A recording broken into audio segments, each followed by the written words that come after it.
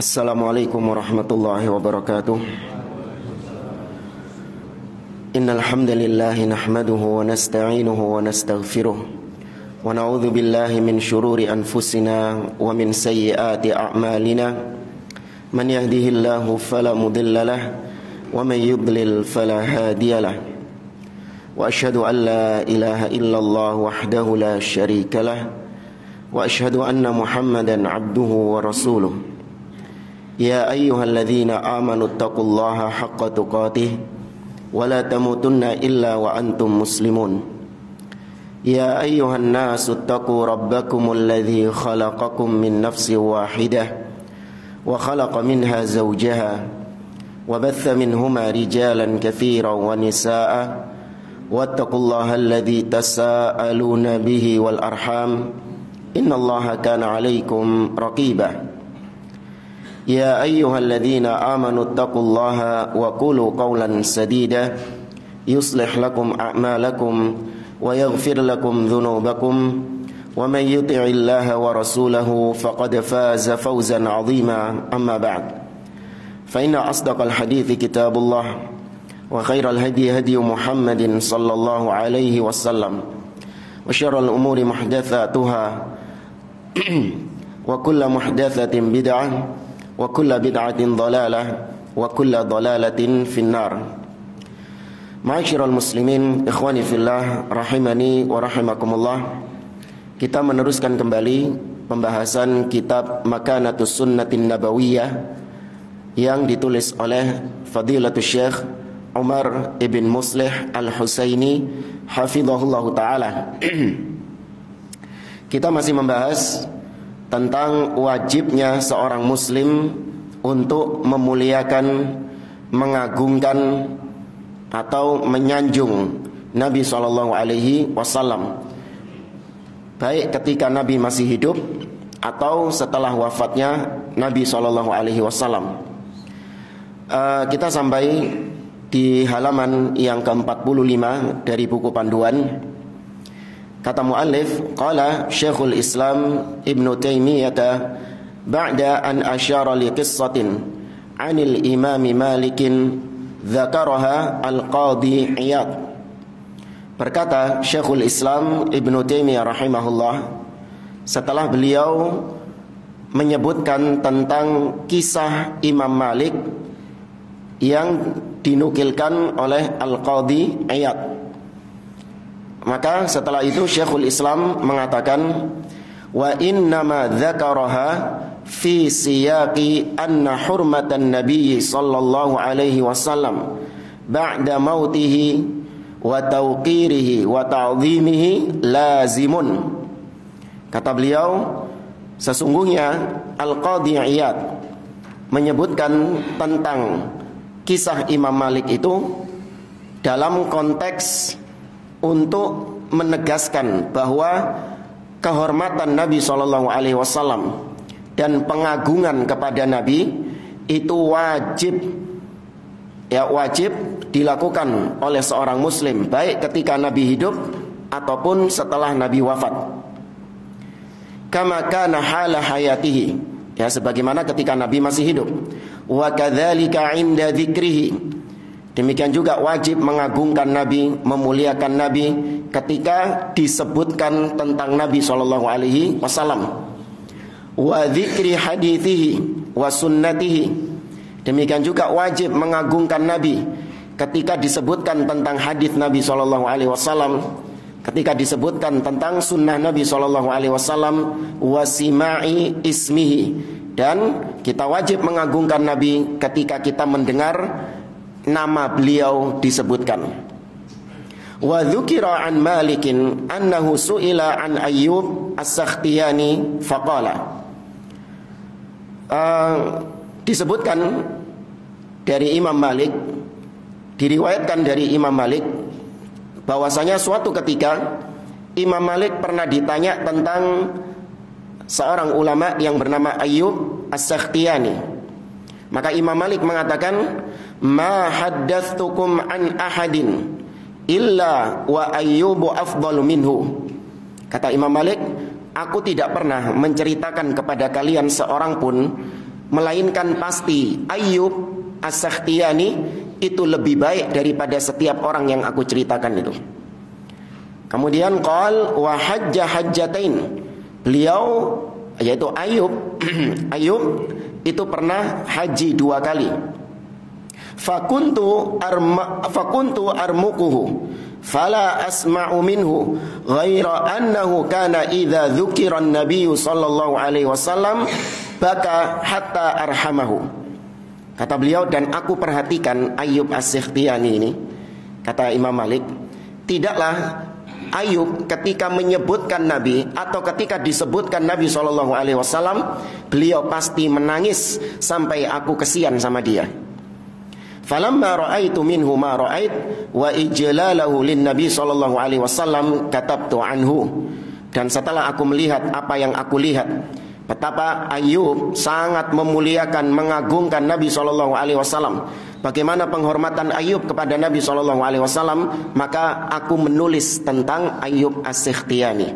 Ya, baru Imam Malik menulis tentang Ayyub As-Sakhtiyani. Kemudian waqala Mus'ab ibnu Abdillah, berkata Mus'ab ibn Abdillah, kana Malikun idza dzakara an-nabiyya sallallahu alaihi wasallam yataghayyar launuhu wa yanhani hatta yas'uba dzalika ala julasaihi. Bahwasanya Imam Malik ketika menyebutkan Nabi, tentang Nabi sallallahu alaihi wasallam, berubah warna kulitnya. Berubah warna kulitnya, dan beliau menunduk. Ya, beliau tertunduk sampai-sampai itu membuat orang-orang yang ada, yang duduk di dekatnya, menjadi kesusahan dengan sikapnya Imam Malik itu. Ya, menjadi keberatan dengan sikapnya Imam Malik itu. Ketika disebutkan Nabi mesti menunduk. Ketika disebutkan Nabi mesti berubah warna wajahnya. Faqila lahu yauman fi dzalik. Maka dikatakan kepada Imam Malik suatu hari, faqala, maka Imam Malik mengatakan, lau ra'aitum ma ra'aitu lama angkartum alayya ma tarawun. Kata Imam Malik, seandainya kalian melihat apa yang aku lihat, maka kalian tidak akan mengingkari perbuatanku ini. Yaitu ketika disebutkan Nabi, aku selalu menunduk. Seandainya kalian tahu, kalian melihat apa yang aku lihat, maka kalian tidak akan mengingkari perbuatanku ini. Apa yang dilihat sama Imam Malik? Laqad kuntu ara Muhammad ibn al-Munkadir. Ya, Muhammad bin al-Munkadir At-Taimi, beliau adalah seorang tabi'in. Ya, Muhammad ibn al-Munkadir. Wa kana sayyidul qurra. Muhammad ibn al-Munkadir ini adalah seorang ahli qiraah dari kalangan tabi'in. La nakadu nas'aluhu an hadithin abadan illa yabki hatta narhamahu. Kata Imam Malik, hampir-hampir kami ini setiap kali tanya tentang hadis Nabi SAW, pasti Muhammad ibn al-Munkadir menangis karena hadis tersebut. Maka kalau kalian melihat perbuatannya Muhammad ibn al-Munkadir, kata Imam Malik, kalian gak akan mengingkari perbuatanku. Yang mana aku juga sama menunduk. Ya, aku juga menghormati hadis Nabi SAW. Ini pengagungan para salaf terhadap hadis Nabi SAW. Walaqad kuntu ara Ja'far ibn Muhammad wa kana katsirad du'abah wat tabassum. Kata Imam Malik, aku juga pernah melihat Ja'far bin Muhammad, dan beliau ini Ja'far bin Muhammad termasuk orang yang suka guyonan, ya, suka tertawa, ya, suka tersenyum. Ya, intinya orang yang apa istilahnya? Ceria. Nah, ya benar. Ya, orang yang ceria. Fa idza dzukira indahu an-nabiy sallallahu alaihi wasallam isfarra launuhu. Tapi orang yang ceria ini, yang suka tersenyum, suka tertawa ini, ketika disebutkan Nabi sallallahu alaihi wasallam di hadapannya, berubah warna kulitnya, menguning warna kulitnya. Wa ma ra'aituhu yuhadditsu an Rasulillah sallallahu alaihi wasallam illa ala taharah. Dan aku tidak pernah melihat Ja'far bin Muhammad ini, setiap kali dia membaca hadis Nabi SAW, dia pasti dalam kondisi yang suci. Ya, dalam kondisi yang suci. wa laqad ikhtalaftu ilaihi zamanan, dan aku sering, kata Imam Malik, mendatangi Ja'far bin Muhammad ini, fama kuntu arahu illa ala thalathi khisal, dan ketika aku mendatangi Ja'far bin Muhammad, aku tidak pernah melihatnya kecuali pasti dia sedang dalam 3 kondisi, salah satu dari 3 kondisi ini. Apa itu? Imma musollian, kalau enggak dia sedang sholat, wa imma somitan, atau dia terdiam, wa imma yaqra'ul Qur'an, atau kalau enggak dia baca Quran. Ya, wala yatakallamu fima la ya'ni, dan dia tidak pernah mengucapkan sesuatu yang enggak ada faedahnya. Wa kana minal ulama'i wal 'ubbad alladzina yakhshawna Allah, dan dia termasuk di antara ulama, termasuk di antara orang-orang yang taat beribadah kepada Allah dan orang-orang yang takut kepada Allah Subhanahu wa taala. Baik, walaqad kana Abdurrahman ibnul Qasim yadhkuru an-nabiy sallallahu alaihi wasallam fayunzar ila launihi ka'annahu nazafa minhu dam. Demikian juga diriwayatkan tentang Abdurrahman ibnul Qasim. Ketika beliau menyebutkan Nabi sallallahu alaihi wasallam, maka kalau dilihat dirinya, ya, ketika dilihat dalam dirinya seakan-akan ada darah yang menetes dari dirinya, berubah warnanya, seakan-akan ada darah yang menetes, mengucur. Wa qad jaffa lisanuhu fi famihi, dan lisannya itu kering, ya, mulutnya itu kering. Haibatan li Rasulillah sallallahu alaihi wasallam, karena kekagumannya kepada Nabi sallallahu alaihi wasallam. Walaqad kuntu ati Amir ibn Abdullah ibn Zubair, kata Imam Malik, aku pernah mendatangi Amir bin Abdullah ibn Zubair, berarti cucunya Az-Zubair ibnul Awam. Fa idza dzukira indahu an-nabiy sallallahu alaihi wasallam baka hatta la yabqa fi ainaihi dumu'un. Setiap kali Amir bin Abdullah ibn Zubair disebutkan tentang Nabi SAW, beliau menangis sampai-sampai habis air matanya. Ya, beliau menangis sampai-sampai habis air matanya. Ini seorang ketika sudah sangat kagum kepada orang lain, ketika disebutkan dia pasti rindu, dia pasti menangis, dia pasti mencintai orang tersebut. Ya, sebagaimana kalau kita lihat orang-orang yang ngefans dengan penyanyi lah, ya, dengan artis lah, dengan pemain bola lah. Ketika ketemu dengan idola mereka, atau ketika disebutkan tentang idola mereka, mereka menangis. Nah, itu kecintaan yang hakiki. Saking salah, ya, saking salah mencintai orang. Tapi kalau ditanya apakah dia benar-benar mencintai idolanya, iya. Itu kecintaan kepada idolanya. Ketika disebutkan tentang idolanya, maka dia menangis, rindu ingin bertemu dengan idolanya tersebut. Ya, cuman salah sekali lagi.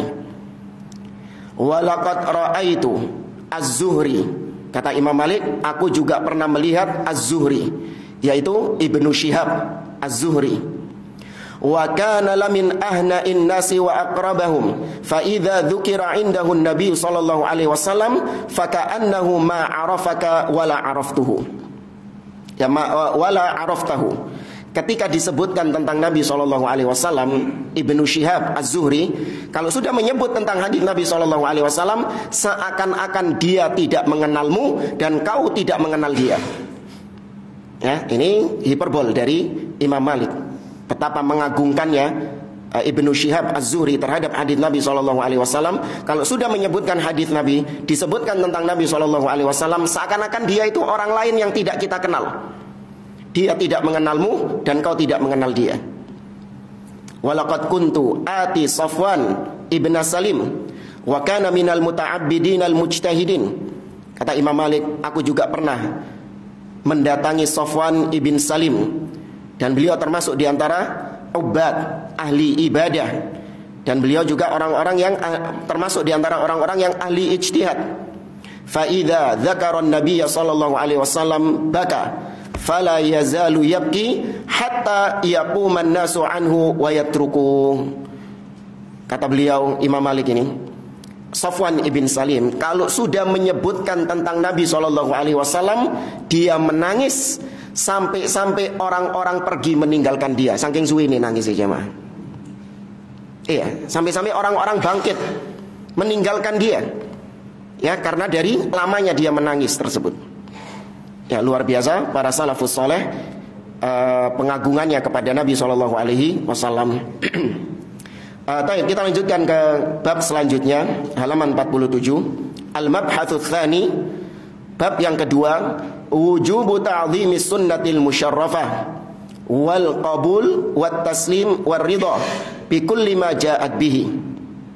Wajibnya mengagungkan sunnah dan wajib menerima sunnah dan wajib ridha terhadap sunnah, ya, yaitu apa-apa yang dibawa oleh Nabi SAW. Kata beliau, as-sunnatu hisnullahil hasin alladzi man dakhalahu kana minal aminin.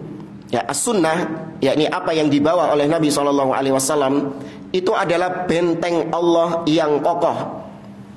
Ya, benteng Allah yang sangat yang sangat kokoh, yang barang siapa masuk ke dalam sunnah maka dia termasuk diantara orang-orang yang dijamin keamanannya, yakni aman dari penyimpangan-penyimpangan, aman dari syubhat-syubhat. Wababuhul a'zam alladzi man dakhalahu kana ilaihi minal wasilin. Dan sunnah itu adalah pintunya Allah yang besar, yang barang siapa masuk ke pintu itu maka dia akan tersambung dengan Allah Subhanahu wa taala. Taqumu bi ahliha wa in qa'adat bihim a'maluhum. Dengan sunnah itu orang yang mengerjakannya akan bangkit meskipun amalannya itu sedang duduk. Ya, dengan sunnah itu seakan-akan orangnya itu berdiri meskipun yang dia kerjakan sedang duduk. Wa yas'a nuruha baina aydihim idza tafa'at li ahlil bid'ah wan nifaq anwaruhum. Dan sunnah itu adalah cahaya yang menerangi orang-orang yang berpegang di atasnya.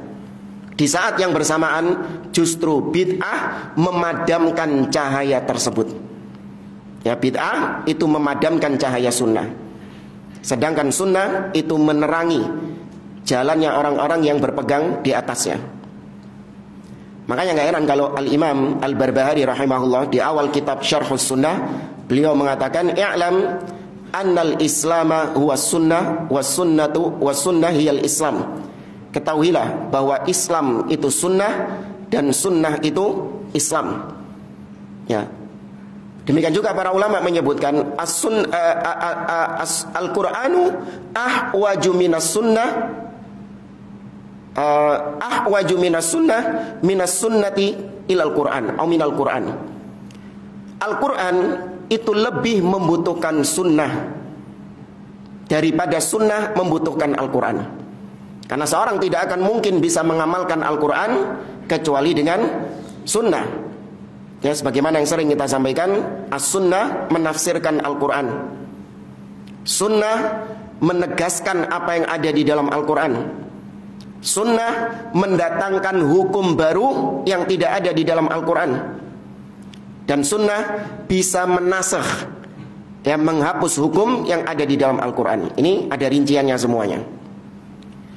Wa inna minal fardil lazim ala kulli muslimin ta'zimas sunnah. Dan di antara kewajiban yang wajib ditunaikan oleh setiap muslim yaitu mengagungkan sunnah. Wa talqiyaha bil qabuli wal id'ani wat taslim. Dan yang wajib juga yaitu menerima sunnah tersebut, tunduk terhadap sunnah tersebut. Wa adami mu'aradatiha bil uquli wal ara'i wal aqisati wal amthal. Dan tidak boleh menolak sunnah, mendebat sunnah dengan akal, dengan pendapat-pendapat manusia, dengan rasio-rasio, atau menolak sunnah dengan qiyas, ya, atau menolak sunnah dengan permisalan-permisalan. Ya, maka wajib bagi seorang muslim ketika datang sunnah, dia terima sunnah tersebut, dia ridho terhadap sunnah tersebut, Dan dia tidak mempertentangkan sunnah itu dengan akalnya. Oh, nggak masuk akal. Ya, oh, nggak logis. Ya, nggak logis. Ini bukan ciri ahlus sunnah.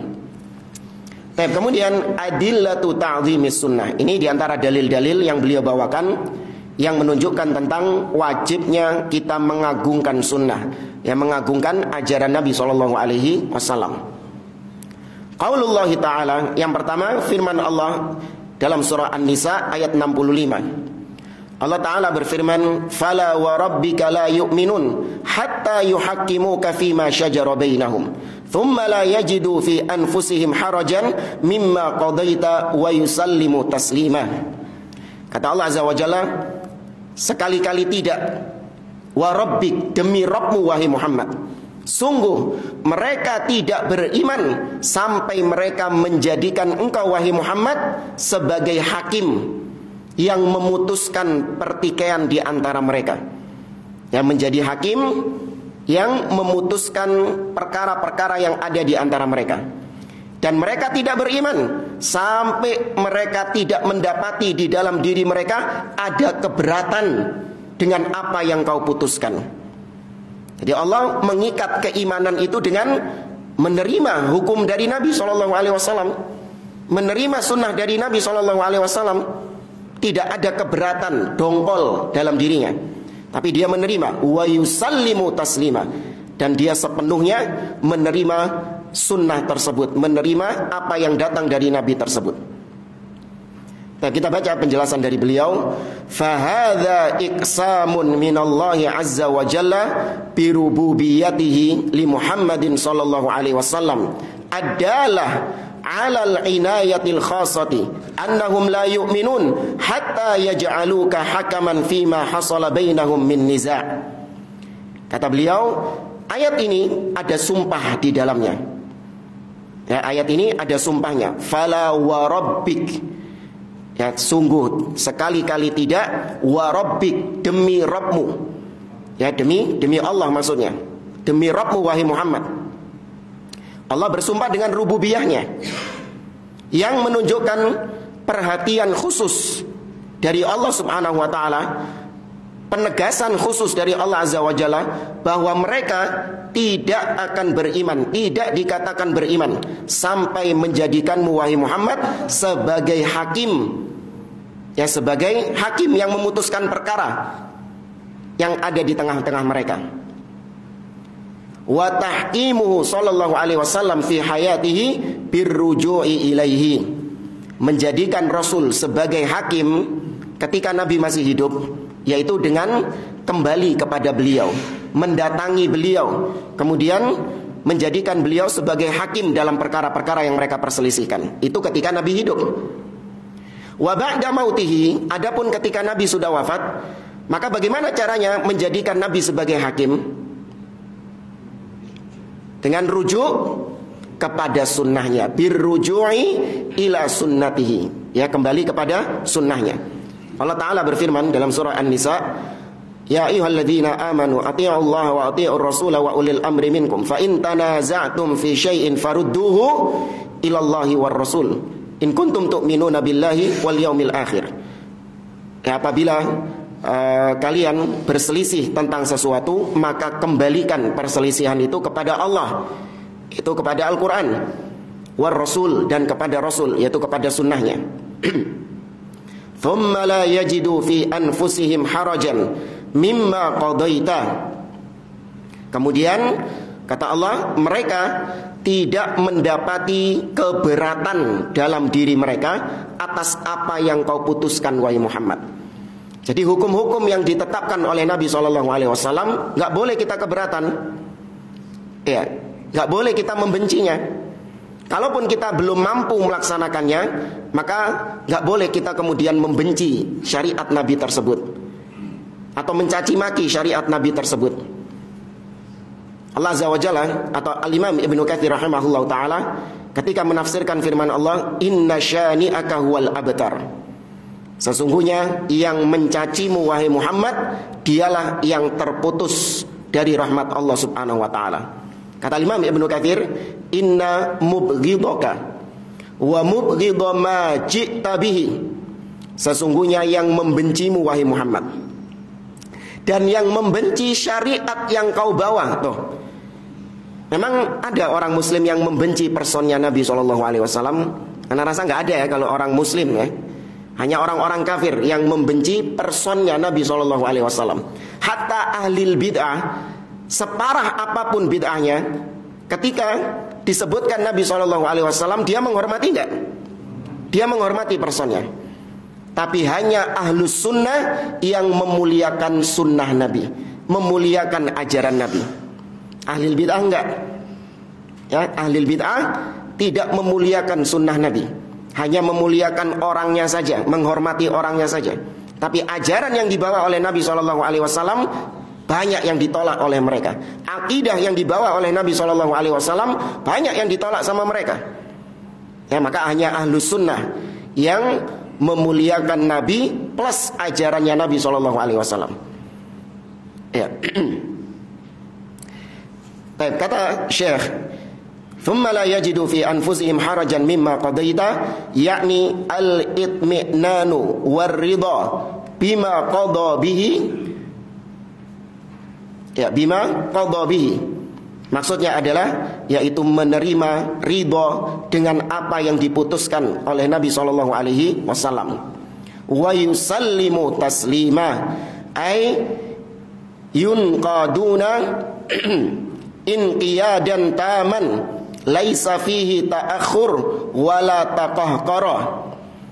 Wa yusallimu taslima, yaitu mereka langsung melaksanakan, bersegera melaksanakan apa yang telah ditetapkan oleh Nabi tersebut. Tidak mereka tunda-tunda, tidak mereka akhirkan sunnah-sunnah tersebut. Ya, ada pintu sunnah yang mereka ketahui dan mereka mampu melaksanakannya, mereka langsung mengerjakannya.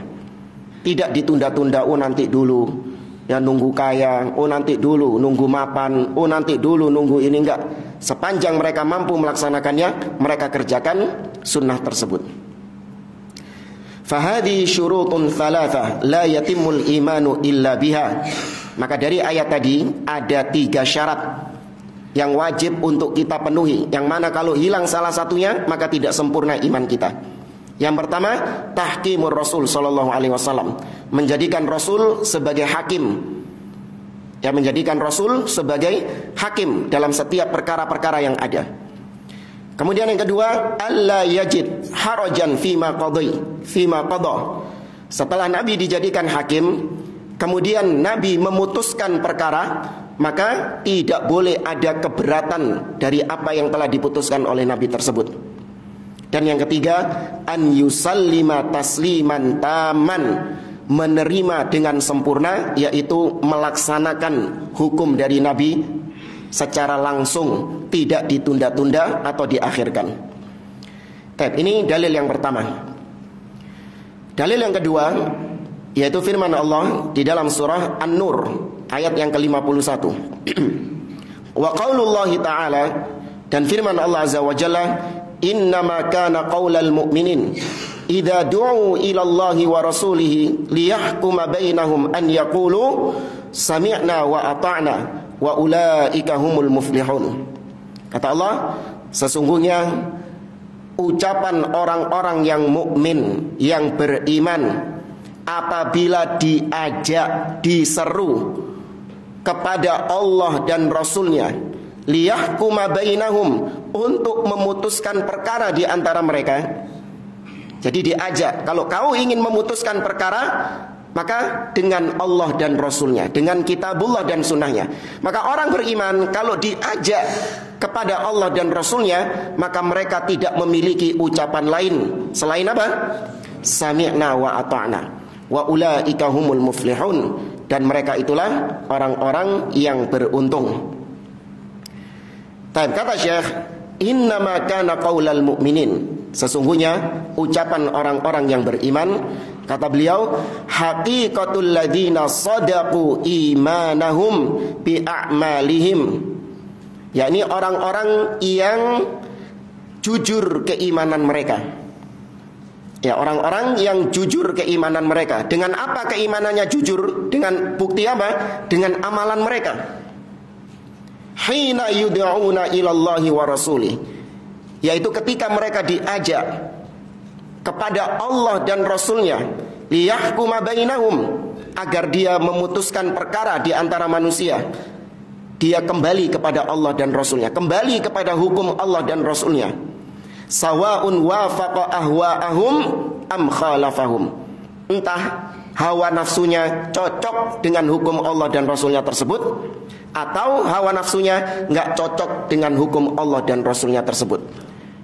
Ya, tapi orang yang beriman, dia barometernya dia bukan hawa nafsunya. Barometernya dia adalah qala Allah wa qala Rasul.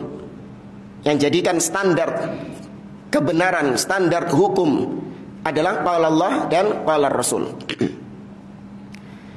An yaqulu sami'na wa ata'na. Mereka enggak punya ucapan lain selain sami'na wa ata'na. Ai sami'na hukmallah wa rasulihi fa ajabna man da'ana ilaihi. Kami mendengar hukum Allah dan Rasulnya, dan kami mengijabahi siapa saja yang mengajak kami kepada hukum Allah dan Rasulnya. Wa ata'na, dan kami taati hukum tersebut, ta'atan tammatan salimatan minal haraj, dengan ketaatan yang sempurna tanpa ada keberatan di dalamnya.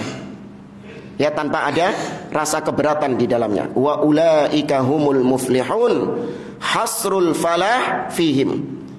Allah mengkhususkan keberuntungan hanya pada mereka. Wa ulaika humul muflihun. Mereka itulah orang-orang yang beruntung. Allah batasi orang-orang yang beruntung itu hanya pada orang-orang yang orang-orang yang berhukum dengan Allah dan Rasulnya. Li'annal falah huwal fauzu bil matlub wan najatu minal makruh. Karena namanya keberuntungan, kemenangan, itu cirinya, indikatornya adalah mendapatkan apa yang diimpikan dan terhindar dari apa yang ditakutkan. Itu namanya kemenangan. Mendapatkan apa yang dia cita-citakan, terhindar dari apa yang dia takutkan. Wala yuflihu illa man haqqamallaha wa rasulah wa ata'allaha wa rasulah. Maka tidak ada yang beruntung, tidak ada yang mendapatkan kemenangan kecuali siapa saja yang menjadikan Allah dan Rasulnya sebagai hukum dan dia taat kepada Allah dan Rasulnya. Tapi pertanyaan, apakah ketika seorang muslim meninggalkan hukum Allah, lantas dia langsung divonis kafir? Karena ayat tadi mengatakan innamal mu'minun, sesungguhnya orang-orang yang beriman kalau diseru, diajak untuk diajak kepada Allah dan Rasulnya agar berhukum dengan Allah dan Rasulnya, mereka mengatakan sami'na wa ata'na, yang disebut mukminun. Berarti apabila ditinggalkan hukum Allah dan Rasulnya ini, diajak untuk berhukum dengan hukum Allah dan Rasulnya, dia nggak mau, justru dia menggunakan hukum lain selain hukum Allah, maka kata mereka dia bukan termasuk orang-orang mukminun. Ya, maka dia orang-orang kafir katanya. Maka Ahlus Sunnah memperinci, tidak sebagaimana Khawarij yang memutlakkan bahwa siapa saja yang tidak berhukum dengan hukum Allah maka dia kafir. Mereka suka menggembor-gemborkan firman Allah dalam surah Al-Maidah, "Wa man lam yahkum bima anzalallah fa ulaika humul kafirun." Barang siapa yang tidak berhukum dengan hukum yang Allah turunkan, maka dialah orang-orang kafir. Maka Ahlus Sunnah memperinci, apabila dia tidak berhukum dengan hukum Allah dengan keyakinan bahwasanya hukum Allah tidak lebih baik daripada hukum manusia, maka iya, dia kafir. Kemudian yang kedua, apabila dia meyakini bahwa hukum Allah setara dengan hukum manusia, sama, mau pakai hukum Allah fadhol, mau pakai hukum manusia juga fadhol, ya, maka ini juga kafir. Yang ketiga, apabila dia meyakini bahwasanya hukum Allah nggak wajib untuk dijalankan. Ya, hukum Allah itu hukum yang sudah usang. Itu cocoknya diterapkan di zaman dahulu, di zaman Nabi. Itu cocoknya diterapkan di Arab. Kita kulturnya beda, kita budayanya beda, maka nggak wajib kita menerapkan hukum Allah. Maka ini juga statusnya apa? Kafir. Ini secara umum ya. Adapun individu-individunya harus memenuhi persyaratan takfir muayyan, vonis kafir secara individu. Ini kita menghukumi perbuatannya. Adapun apabila dia meyakini hukum Allah yang terbaik, namun dia meninggalkan hukum Allah tersebut karena hawa nafsunya, karena dunia, maka yang seperti ini dihukumi maksiat, tidak sampai mengeluarkan dia dari Islam. Oleh karenanya Abdullah bin Abbas ketika menafsirkan surah Al-Maidah tadi, wa man lam yahkum bima anzalallahu faulaika humul kafirun, Abdullah bin Abbas mengatakan kufrun la yanqulu 'anil millah. Kekafiran di situ adalah kekafiran yang tidak mengeluarkan seseorang dari Islam, yakni dosa besar. Ya, tidak sampai mengeluarkan seseorang dari Islam.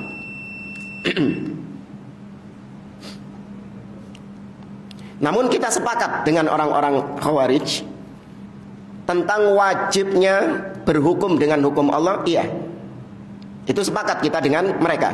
Jangan dikatakan ahlu sunnah berarti menyeru untuk tidak berhukum dengan hukum Allah, Ustaz. Enggak. Ya, sama, ahlu sunnah juga menyeru untuk senantiasa berhukum dengan hukum Allah dan Rasulnya. Namun hukum Allah dan Rasul bukan cuma masalah pemerintahan. Ini errornya orang-orang Khawarij ini. Mereka menyempitkan hukum Allah dan Rasul hanya pada masalah pemerintahan. Ya, masalah potong tangan, had, pencuri potong tangan, pembunuh dikisos, ya, zina dirajam, dan hal-hal yang berkaitan dengan pemerintahan. Padahal namanya hukum Allah itu ada pada setiap aspek. Dalam masalah akidah wajib hukum Allah. Ya, dalam masalah akidah asma wa sifat misalnya, wajib menggunakan hukum Allah dan Rasulnya, menetapkan nama-nama dan sifat Allah sebagaimana yang Allah kabarkan, sebagaimana yang Allah firmankan, sebagaimana yang Nabi kabarkan, tanpa ditakwil, ya, tanpa diserupakan dengan makhluk, tanpa dipalingkan maknanya ke makna yang lain, dan seterusnya. Dalam masalah ibadah wajib hukum Allah. Ya, dalam masalah muamalah, dalam masalah rumah tangga, ya, dalam masalah apapun ada hukum Allah di situ yang harus dikerjakan oleh seseorang. Bahkan sampai urusan masuk WC, jamaah. Urusan masuk WC ada hukum Allah enggak? Ada hukum Allah di situ. Masuk pakai kaki apa? Itu hukum Allah bukan? Hukum Allah. Ya, bahkan mohon maaf, urusan cebok. Urusan cebok ada hukum Allah di situ. Ya, kata Salman Al-Farisi, nahana an nastanjiya bil yamin. Ya, kita dilarang oleh Nabi SAW untuk cebok dengan tangan kanan. Tuh, itu hukum Allah bukan? Hukum Allah. Wa nahana an nastaqbilal qiblah bil ghaiti awil baul. Dan kita dilarang oleh Nabi SAW ketika buang air kecil atau buang air besar menghadap ke kiblat. Itu hukum Allah. Ya, sampai urusan buang hajat ada hukum Allah di situ. Namun ketika ada orang yang meninggalkannya, ya, dengan keyakinan tadi, karena hawa nafsunya dia meninggalkannya, meninggalkan hukum Allah itu, maka terhitung maksiat. Ya, bukan kekufuran. Ya.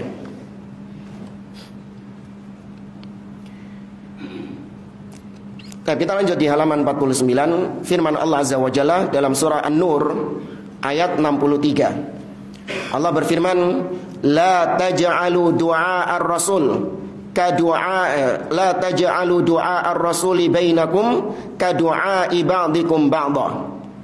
Jangan kalian menjadikan panggilan kalian kepada Rasul itu seperti panggilan kalian sesama kalian. Ya, jangan kalian memanggil, jadikan panggilan kalian kepada Rasul itu sama seperti panggilan sesama kalian.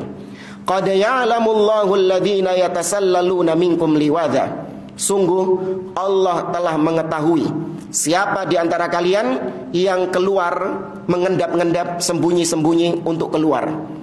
Falyahdharil ladzina yukhalifuna an amri an tusibahum fitnah aw yusibahum adzabun alim. Maka hendaklah orang-orang yang menyelisihi perintah Rasul, hendaklah orang-orang yang menyelisihi hukum Rasul, sunnah Rasul, hendaklah mereka waspada. Kalau Allah timpakan fitnah kepada mereka, atau Allah timpakan siksa yang pedih di akhirat. Ya, kata Syekh, wa hadza tahdzirun lilladzina yukhalifuna an amri.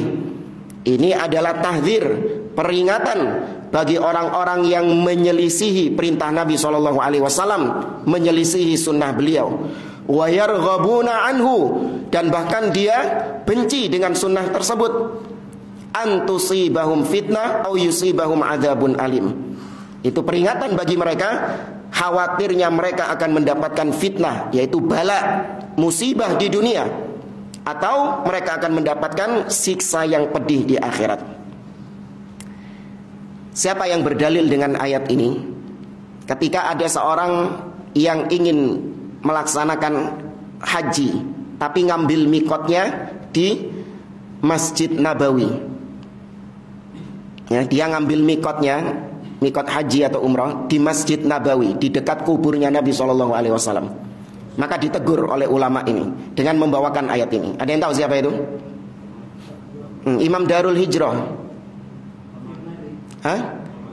Imam Malik rahimahullah ta'ala.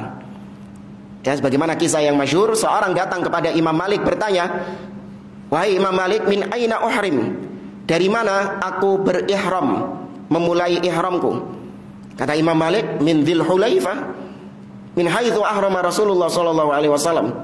Ya, kau ihramnya dari Dzul Hulaifah, sekarang namanya Bir Ali. Ya, kau ihramnya dari situ, karena disitulah Nabi sallallahu alaihi wasallam berihram, memulai start haji dan umrahnya di situ. Ya, mungkin selisih berapa kilo dari Masjid Nabawi jamaah? Perjalanan sekitar 20 menitan, setengah jam, gak macet. Berapa kilo?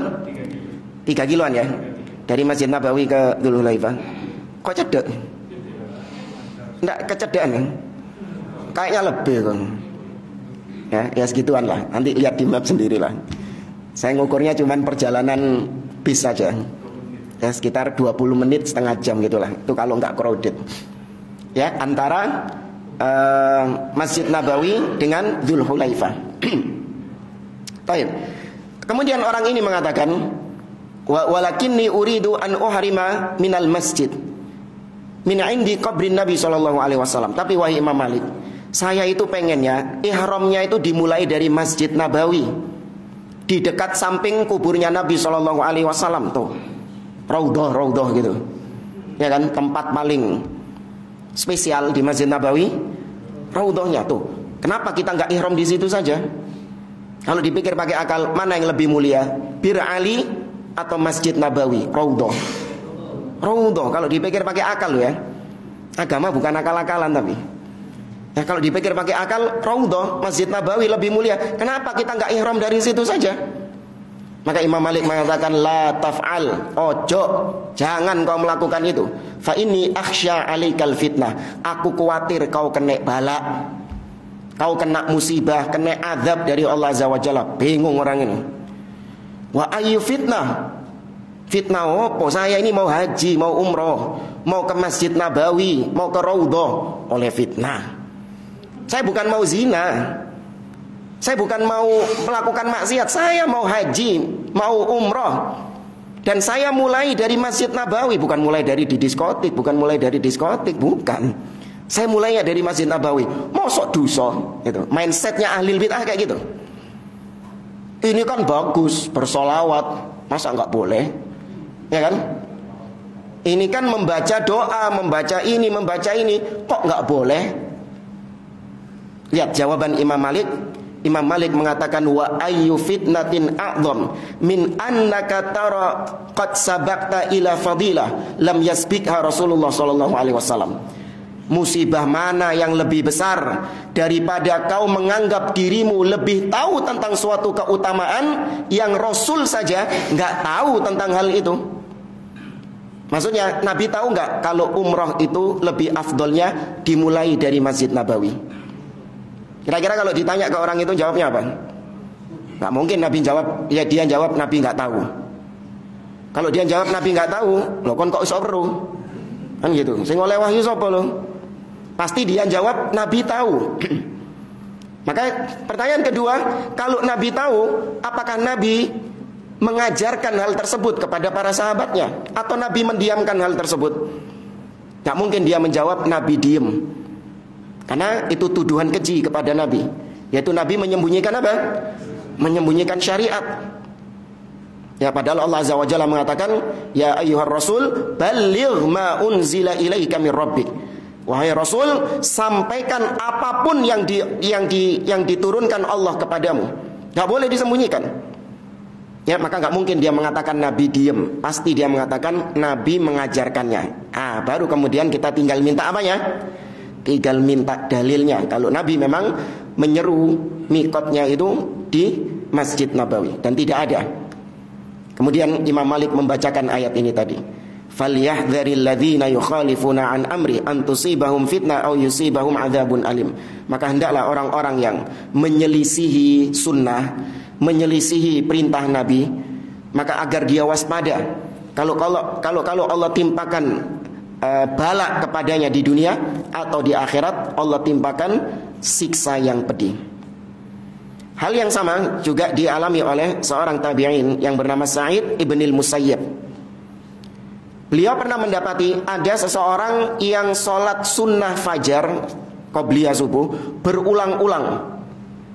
Ya, berulang-ulang, 2 rakaat salam ngadeg maneh, 2 rakaat salam ngadeg maneh. Terus dia melaksanakan sholat tersebut. Maka kata Sa'id ibn al-Musayyib, la taf'al, jangan kau lakukan itu. Maka orang ini heran, sholat kok dilarang? Ya kan? Sholat kok dilarang? Sholat ini kan membaca takbir, ya doa istiftah, kemudian baca Al-Fatihah, baca surat. Kok dilarang, dikatakan dosa?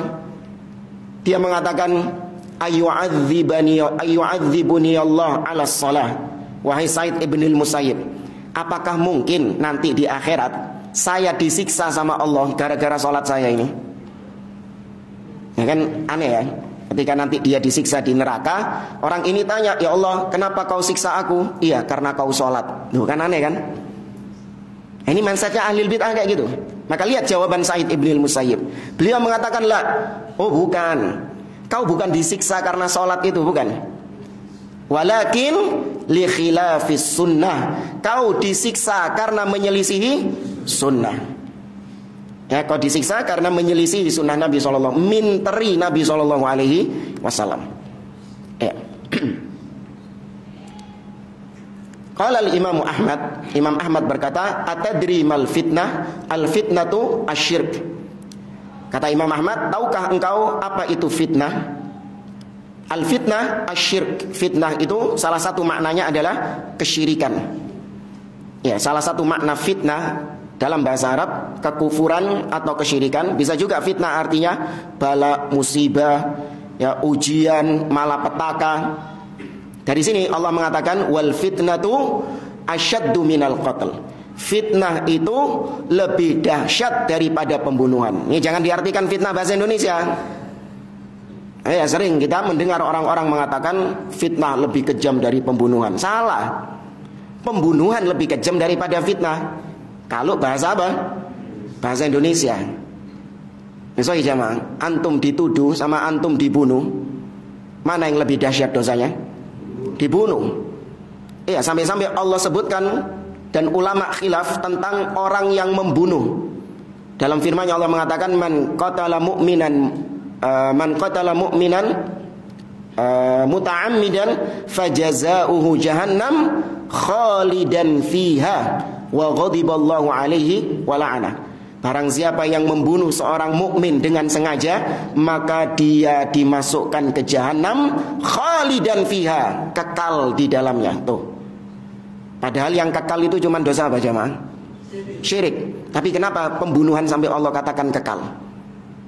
Maka kata para ulama, saking lamanya dia berada di neraka itu, seakan-akan dia itu seperti kekal. Padahal seharusnya nggak kekal. Karena yang kekal itu cuman kesyirikan, kekufuran yang kekal.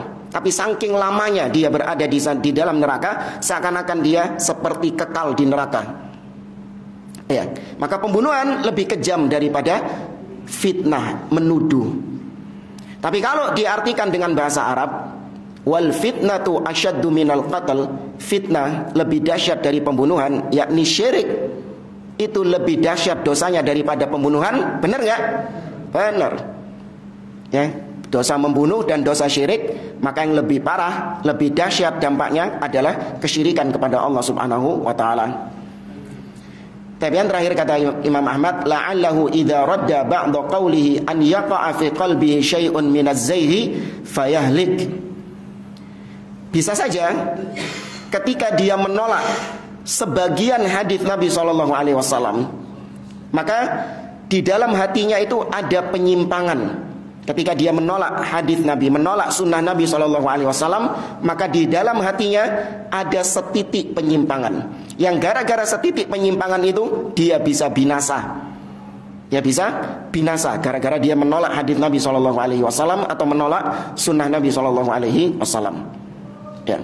Masih banyak dalil-dalil yang beliau sampaikan tentang wajibnya untuk menerima ridho, pasrah dengan sunnah Nabi, dengan hukum Nabi SAW.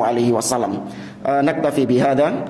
As'alullah ay yanfa'ana bima 'allamana wa ay yu'allimuna ma yanfa'una.